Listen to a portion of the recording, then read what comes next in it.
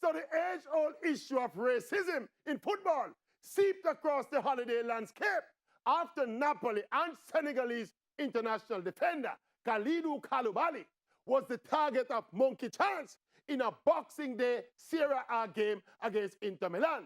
And again, the predictable platitudes and the preaching and the condemnations have been coming. Racism is wrong and should not be tolerated and blah, blah, blah. But again, the maverick must be true to my conscience and remain grounded in my personal principles and beliefs. And when it comes to the specific issue of verbal abuse from football fans in the stands, I think it's being exaggerated and over-politicized.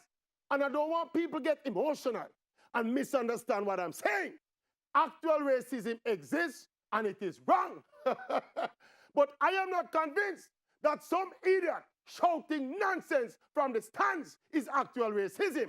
As a professional footballer, my approach must be to ignore that verbal gibberish and concentrate on playing my football game. Let me put it this way.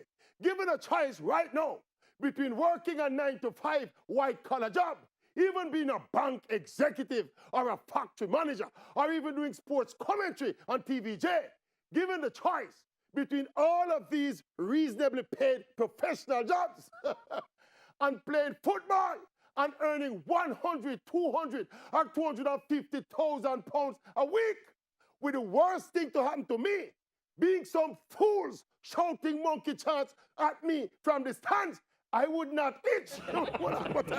What a genius that! What a genius that! We're not the next one.